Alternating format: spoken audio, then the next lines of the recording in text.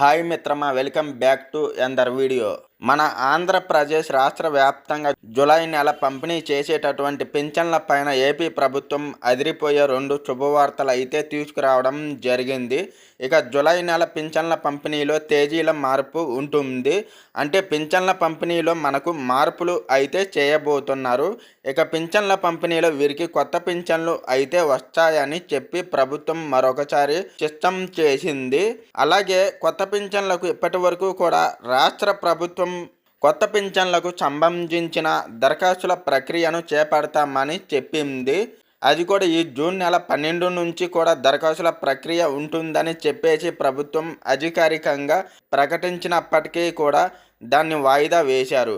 మరి జూలై నెలలో ఈ కొత్త పింఛన్లకు సంబంధించిన దరఖాస్తుల ప్రక్రియ కూడా ఉంటుందని చెప్పి ప్రభుత్వం స్పష్టం చేసింది. మరి జూలై నెల పింఛన్ల పంపిణీలో భాగంగా ప్రభుత్వం తీసుకొచ్చినటువంటి ఈ 2 శుభవార్తలు ఏంటి, ఎవరికి పింఛను వస్తుంది, ఎవరికి పింఛన్ రాదు, కొత్త పింఛన్లకు మనము ఎప్పటి నుంచి దరఖాస్తు చేసుకోవచ్చు, అలాగే గత నెల పింఛను అంటే ఈ జూన్ నెలలో పింఛన్ తీసుకోకుండా ఉంటే జూలై నెలలో 2 నెలల పింఛన్ తీసుకోవచ్చా లేదా, అలాగే మనకు ఇక రాష్ట్ర వ్యాప్తంగా ఈ జూలై నెలలో ఈ విధంగా ప్రభుత్వం అయితే కొన్ని కీలక మార్పులు అయితే చేసి పింఛన్ల విషయంలో మనకు అప్డేట్ అయితే తీసుకురావడం జరిగింది.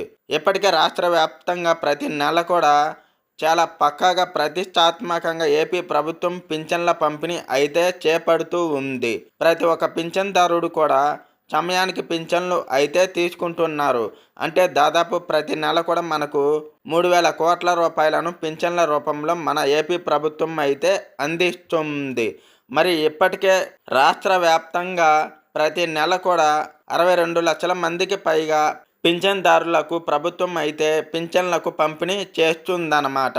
మరి ఈ జూలై నెలలో కూడా ప్రభుత్వం ఈ పింఛన్ల పంపిణీలో కొన్ని కీలక మార్పులు అయితే చేసి ఈ పింఛన్ల విషయంలో సరికొత్త అప్డేటుని అయితే తీసుకురావడం జరిగింది. మరి ఈ పింఛన్ల సంబంధించి ప్రభుత్వం తీసుకొచ్చినటువంటి అప్డేటు ఏంటి, జూలై నెలలో పింఛన్ల పంపిణీ ఏ విధంగా ఉండబోతుంది, ప్రభుత్వం దీనికి సంబంధించి తీసుకొచ్చిన అప్డేటు ఏంటి, ఎవరి పింఛను వస్తుంది, ఎవరి పింఛను రాదు అనే వివరాలన్నీ కూడా క్లారిటీగా ఇక్కడ నేను మీకు వీడియోలో తెలియజేస్తాను. ఈ వీడియో చాలా ఇంపార్టెంట్. ఈ వీడియోని ఎక్కడా కూడా ఆపకుండా మీరు లాస్ట్ వరకు చూడాలి. మీరు ఎప్పుడైతే ఈ వీడియోని లాస్ట్ వరకు చూస్తారో అప్పుడే మీరు పూర్తి సమాచారాన్ని అయితే తెలుసుకుంటారు. దయచేసి ఈ వీడియోను చివరి వరకు అయితే చూసేయండి. అలాగే లైక్ కొట్టండి. లైక్ చేయడం వల్ల ఈ పథకానికి అర్హత ఉన్న వాళ్ళు కూడా అప్లై చేసుకుంటారు. దయచేసి ఈ వీడియోని అయితే లైక్ కొట్టండి.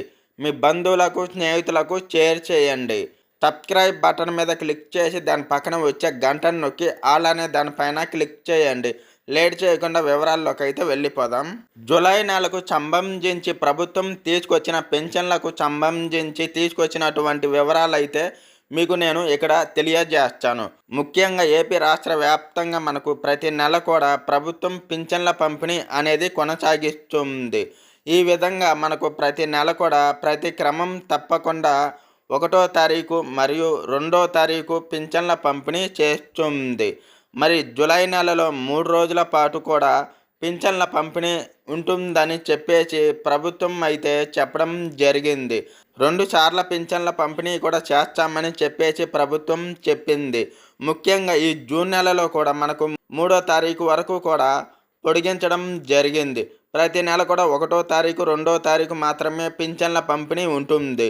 మరి జూలై నెలలో 3 రోజుల పాటు కూడా పింఛన్ల పంపిణీ చేస్తారు. జూలై 1వ తారీఖున, 2వ తారీఖున, 3వ తారీఖున ఇక్కడ ప్రతి నెల కూడా లాగానే ఈ నెలలో కూడా పింఛన్ల పంపిణీ ఉంటుంది. కాబట్టి ప్రభుత్వం ఇక్కడ కొన్ని అప్డేట్ అయితే తీసుకొచ్చింది. ముఖ్యంగా ఈ పింఛన్లు అనేటివి ఇక్కడ కొంతమంది అంటే కొత్త పింఛన్లు అయితే ఇవ్వబోతున్నారు. ఏపీ ప్రభుత్వం ఏం చేస్తుందంటే ప్రతి నెల కూడా ఇప్పటి వరకు కూడా ఎటువంటి కొత్త పింఛన్లకు అవకాశం ఇవ్వకపోయినా కానీ ఇక్కడ ప్రతి నెల కూడా వితంతు పింఛన్లకు ప్రభుత్వం అవకాశం ఇస్తుంది. వితంతు పింఛను అంటే తెలుసు కదా, ఆల్రెడీ నేను చాలా వీడియోలో చెప్పాను. వితంతు పింఛను అంటే మీ భర్త పింఛను తీసుకుంటూ ఉండి, మీ భర్త గనుక లేకుండా పోతే ఆయన పింఛనుకు మీరు అప్లై చేసుకోవచ్చు. మీ భర్త పింఛను వెంటనే కూడా అంటే ఈ జూన్ నెలలో మీ భర్త ఏదైనా ఇబ్బంది అయ్యాడు మనకు ఆయన పింఛన్కి ఇదే నెలలోనే మీరు దరఖాస్తు చేసుకోవచ్చు. దరఖాస్తు చేసుకుంటే మీకు జూలై 1వ తారీఖున పింఛను అయితే వస్తుంది. మరి ఈ జూన్ నెలలో ఈ నెల 12వ తారీఖు వరకు కూడా ప్రభుత్వం ఈ వితంతు పింఛన్లకు అవకాశం కల్పించింది. మరి దాదాపు 6,000 కొత్త పింఛన్లను మంజూరు చేయబోతున్నట్లు ఇక్కడ ప్రభుత్వం అయితే మనకు అప్డేట్ అయితే తీసుకురావడం జరిగిందనమాట. మరి 6,000 కొత్త పింఛన్లు భాగంగా రాష్ట్ర వ్యాప్తంగా ఎవరైతే మనకు పింఛన్ల కోసం వితంతు పింఛన్లకు జూన్ 12వ తారీఖు వరకు లోపు అప్లై చేసుకున్నారో వారికి మాత్రమే ఇక్కడ వితంతు పింఛను అయితే మంజూరు అయింది. ఇక జూన్ 12 పైన అప్లై చేసుకోవడానికి అవకాశం లేకుండా పోయింది. కాబట్టి మళ్ళీ తిరిగి మీరు జూన్ నెలలో అప్లై చేసుకోలేకపోయిన వాళ్ళంతా కూడా జూలై నెలలో అప్లై చేసుకోవాల్సి ఉంటుంది. దాదాపు మనకు ఒక 6,000 కొత్త పింఛన్లను వితంతు మహిళలకు 4,000 రూపాయల చొప్పున ప్రభుత్వం అయితే పంపిణీ చేయబోతుంది. కాబట్టి ప్రతి పింఛన్దారుడు కూడా ఈ విషయాన్ని దృష్టిలో పెట్టుకొని ఈ యొక్క వితంతు పింఛన్కు మీరు అప్లై చేసుకోండి. మహిళలు ఎవరైనా ఉంటే ఈ నెలలో కూడా జూలై నెలలో 1, 2, 3 తారీఖుల తర్వాత మీరు దరఖాస్తులు అనేటివి ఆన్లైన్ అవుతాయి. మీరు అప్లై చేసుకోవచ్చు. గుర్తుపెట్టుకోండి. ఇక రెండోది చూసుకుంటే ఈ జూలై నెలలో కూడా మనకు రాష్ట్ర వ్యాప్తంగా ప్రభుత్వం కొన్ని పింఛన్లు అయితే తొలగించేటటువంటి అవకాశం ఉంది. ఎవరికైతే నిజంగా అర్హత లేదో, ఎవరికైతే మనకు అర్హత లేకుండా మనకి జూలై నెల పింఛన్లలో అంటే ఈ పింఛన్లు పొందుతూ ఉన్నారో అటువంటి వారిని ప్రభుత్వం అయితే గుర్తించింది.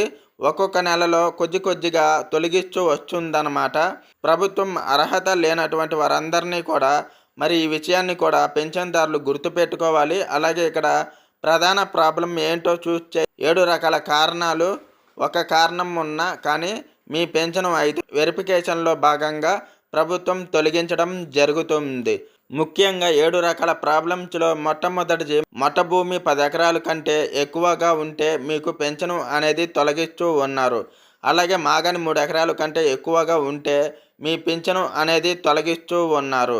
ఇక 300 యూనిట్ల కరెంటు బిల్లు కనుక వచ్చి ఉంటే మీకు సంవత్సరంలో మీ పింఛను అనేది తొలగిస్తూ ఉన్నారు. 4 చక్రాల వాహనం, ఆటో, టాక్సీ, కారు, క్యాబ్ ఇలాంటివి కాకుండా సొంతంగా కారు కనుక ఉంటే మిమ్మల్ని తొలగిస్తూ ఉన్నారు. అలాగే ఇన్కమ్ ట్యాక్స్, ఆదాయపు పన్ను అనేది కడుతూ ఉంటే మీ కుటుంబంలో ఎవరైనా తొలగిస్తూ ఉన్నారు. పింఛను అనేది తీసేస్తూ ఉన్నారు. అలాగే అర్బన్ ప్రాపర్టీ పట్టణాల్లో 1000 చదరపు అడుగుల కంటే ఎక్కువగా స్థలం ఉంటే కూడా మిమ్మల్ని తొలగించేస్తుందన్నమాట. ప్రభుత్వం ఇట్లా రకరకాలుగా కూడా ఇక్కడ పింఛన్ల విషయంలో ప్రభుత్వం అయితే మనకు ఈ కారణాలన్నింటినీ కూడా చూపించి పింఛన్లు అయితే తొలగిస్తూ ఉన్నారు. అలాగే మనకు ఇక్కడ కొత్త పింఛన్లకు సంబంధించి ప్రభుత్వం అయితే ఈ జూలై నెల దరఖాస్తుల స్వీకరణ మొదలు పెడతామని చెప్పింది. అంటే ఈ జూన్ నెలలో 12వ తారీఖున కొత్త పింఛన్లకు సంబంధించి 50 ఏళ్ల పెన్షను కానీ, వృద్ధాప్య పెన్షన్ కానీ, వితంతు, ఒంటరి మహిళ, దివ్యాంగుల పింఛన్లు ఇట్లా దాదాపు 28 రకాల కేటగిరీల పింఛన్లకు దరఖాస్తులు స్వీకరిస్తామని చెప్పి ప్రభుత్వం చెప్పింది. అందరు కూడా దరఖాస్తు చేసుకోవడానికి రెడీ అయిపోయినారు. కానీ ఇక్కడ ఏమైందంటే మనకు ఈ పింఛన్ల విషయంలో మళ్ళీ కూడా ప్రభుత్వం మనకి వెనక్కి వెళ్ళడం జరిగింది. అంటే దాదాపు రాష్ట్ర వ్యాప్తంగా మనకు పింఛన్ల విషయంలో ఇంకా కొన్ని మార్పులు చేర్పులు చేసి ఇప్పటికే 62 లక్షల మందికి సంవత్సరం నెలకు 3,000 కోట్లు ఇస్తున్నాం. కొన్ని కోట్ల రూపాయలను అదనంగా భారం పడుతుంది. మరి నిధుల కొరత ఉంది. కాబట్టి నిధులన్నీ కూడా సమకూర్చిన తర్వాత ఇక్కడ మళ్ళీ కూడా ప్రభుత్వం ఈ దరఖాస్తుల ప్రక్రియను ప్రారంభిస్తామని చెప్పడం జరిగింది. దానికి అనుగుణంగా ఇక్కడ మార్పులు చేసి కొత్త పింఛన్లకు సంబంధించి దరఖాస్తుల ప్రక్రియ చేపట్టడానికి ప్రభుత్వం అయితే సిద్ధమైపోయిందన్నమాట. కాబట్టి రాష్ట్ర వ్యాప్తంగా ఉన్నటువంటి పెన్షన్దారులు అందరూ కూడా గుర్తుపెట్టుకొని మీరు ఏ పింఛన్కి అప్లై చేసుకోవాలనుకుంటున్నారో వితంతు పింఛన్కు కనుక్కోండి. ఆల్రెడీ భర్తకు పింఛన్ వస్తుంది. భర్త లేకుండా ఉంటే ఆ పింఛన్లకు అవకాశం ఉంది. ప్రతి నెల కూడా ఎవరి భర్తకైతే పింఛను రాకుండా ఇప్పటి వరకు కూడా అవకాశం లేదో వారందరికీ ముందుగా 2,20,000 మంది వితంతు మహిళలకు ముందుగా అవకాశం ఉంటుంది. కాబట్టి 2,20,000 మంది వితంతు మహిళలు కూడా ఇక్కడ తప్పనిసరిగా దరఖాస్తు చేసుకోవాల్సినటువంటి అవసరం అయితే ఉంది.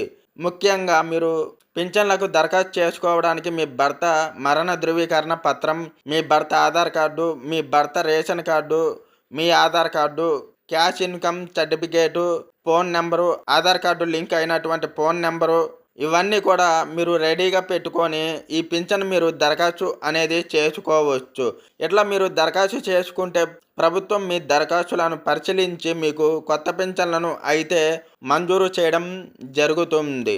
అలాగే దివ్యాంగులకు సంబంధించి కూడా ప్రభుత్వం ఇప్పటికే 7,50,000 మంది దివ్యాంగులకు ప్రతి నెల కూడా 6,000 రూపాయలు పింఛను అందిస్తుంది. అలాగే మనకు మిగిలినటువంటి 30,000 మందికి 15,000 రూపాయలు పింఛన్లు అందిస్తున్నారు. దివ్యాంగుల కేటగిరీ కింద ఇట్లా రకరకాలుగా ఇప్పటికే పింఛన్లు అందిస్తూ ఉంది.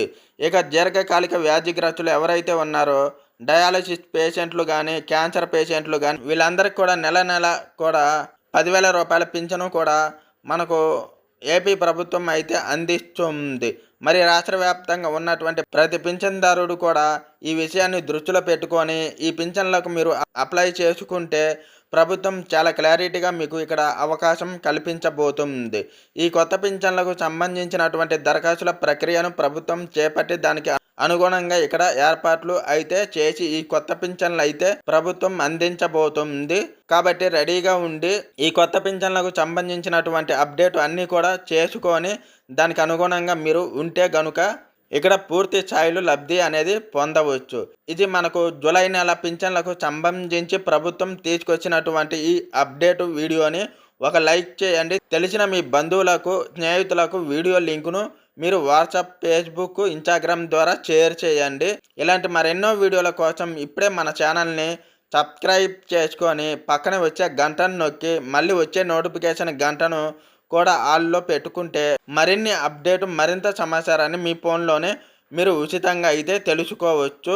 అప్డేట్ అన్నింటినీ కూడా మీ అయినాల చాంబా ఛానల్ మీకోసం ఎప్పటికప్పుడు తీసుకొస్తూ ఉంటుంది. తప్పకుండా పింఛన్లకు సంబంధించి ఏ చిన్న అప్డేట్ వచ్చినా కానీ మిస్ అవ్వకుండా వీడియోని లైక్ చేసి, షేర్ చేసి, సబ్స్క్రైబ్ చేసుకోండి.